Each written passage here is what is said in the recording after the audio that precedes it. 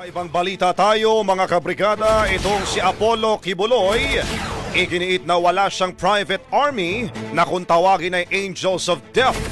Brigada Ann Cortez, ibrigada mo! Brigada Live Report.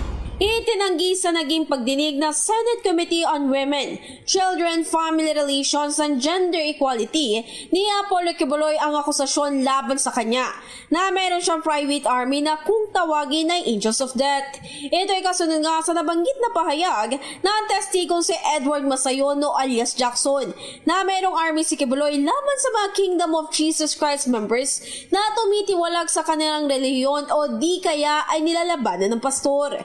Dagdag pa ni Masayon, batay sa kanyang kaalaman ay binubuo ang Angels of Death na mga loyal KOJC members.